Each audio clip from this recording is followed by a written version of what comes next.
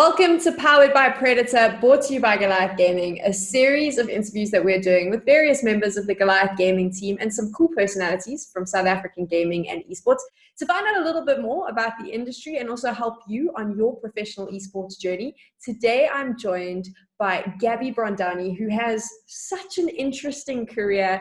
Gabbi, tell me a little bit about what it is that you actually do.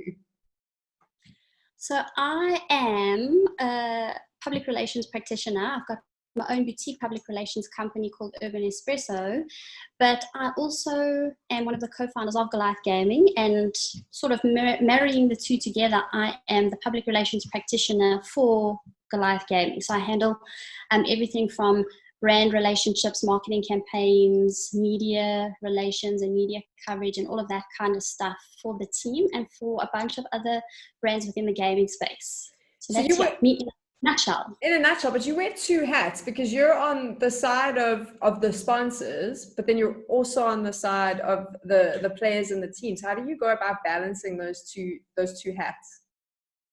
So it's quite an interesting one. So obviously working on the side of brands and sponsors and working on sort of helping develop campaigns behind the scenes for brands, I sort of understand and know what brands are looking for and how those kinds of discussions are going, and in terms of how they would be looking to sort of get either players or gamers themselves involved or the MGOs involved.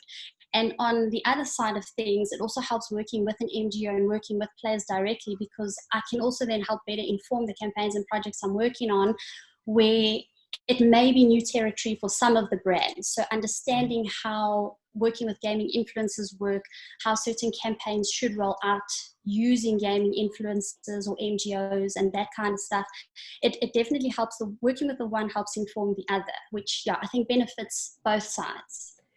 What does it take? Because we hear this all the time where we say players need to work on their personal brand. What exactly is a personal brand? So I think when a lot of gamers sort of get into the space, it's obviously because they have a passion for what they're doing. It's mainly for the fun of it, for the enjoyment and that kind of thing.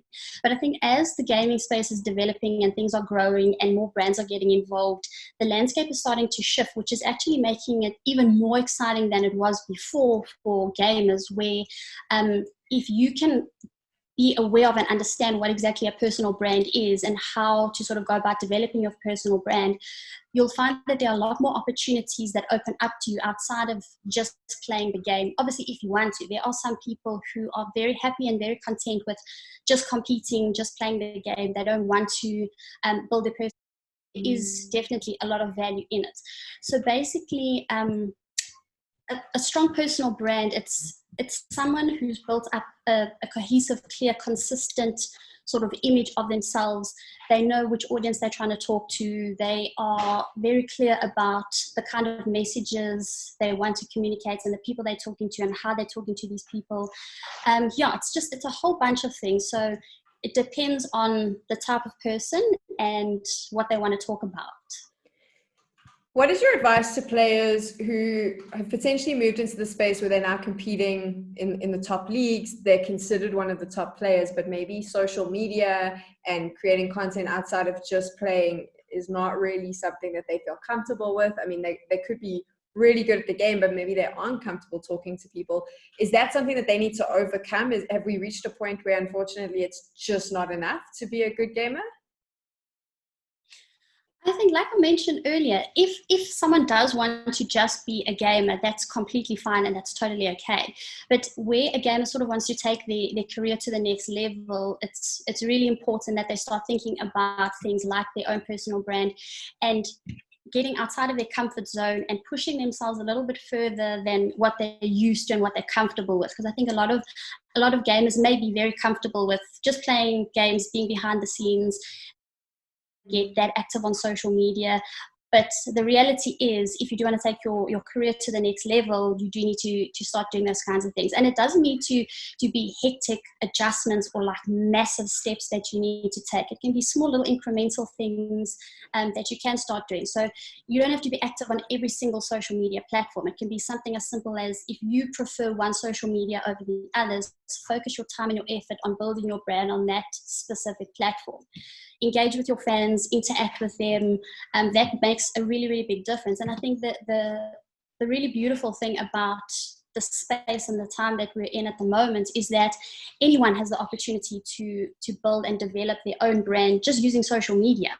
Like, it's such an incredible tool. But on that, there's two sides to that coin. There's obviously the benefits of using social media to develop and build up your personal brand from a positive perspective, but there's also the downside to that, in that with social media, it's just in a blink of an eye, you can sort of damage and tarnish your own brand and your reputation from that kind of thing. So whether it's saying something online from any perspective, like the second anyone sees that, screenshotting is a thing. People do not take lightly to negative comments and that kind of thing. So to just be aware of everything you're saying, everything you're doing, how you're conducting yourself on social media, it's super, super important. So now you're a professional player, you focus on building your brand, you're competing in these tournaments. How do you go about, we'll chat in another episode about getting scouted as a professional player, but also reaching out to brands. You know, obviously Goliath Gaming has that sponsorship with Predator. As a player, what is your advice to find those brands that you could potentially partner with? What is the best way to go about doing that? So one of the best ways, that's also where it does have a lot of benefit for a player who is part of an existing MGO, in that most of the owners of the MGO or the management team are already engaging with various brands, various team sponsors and that kind of thing. The managers of the teams and of the MGOs are engaging with your brands, looking for the right brand fits, and by extension of that, it exposes the players to with those brands, and hopefully getting their own kinds of sponsorships, either through the team or through individual sponsorships. Another way for anyone who is keen to get involved with campaigns and that kind of thing, there are a lot of agencies who deal and work with influencers. And I want to use the word gaming influencers are definitely on the rise, specifically in the last few months. And I think it is only going to grow over the coming months. So there is a lot of opportunity there. So just look for influencer companies, but also make sure you do your homework. If anyone does want to get involved on that side of things, my DMs are open. You're welcome to pop me a message anytime to sort of ask for my guidance or advice on which avenues you probably should or could be pursuing with credible companies and agencies and that kind of thing. What's your advice to players that are approached by a brand and now they're going to be part of a campaign? This is something they've probably never done. What are the things what is your advice that they need to keep in mind? Because a lot of the time you see this where someone is picked up as, like you said, a gaming influencer, but they've never done this before. So it could be a little bit difficult for them, and it tends to look sometimes like a very mock ad because they're not sure. What is your advice to make sure you nail that first brand campaign? So the very first thing, if a brand or an agency does reach out to you in your individual capacity, the very first thing I would advise you to do is to ask them for a very clear brief. Now, basically, that's agency talk of what is expected of you from the agency and or the brand. What are they expecting you to do? What are you having to do in return for that? Is there a monetary exchange of money? Is there a deadline or a time frame that you need to participate within this campaign?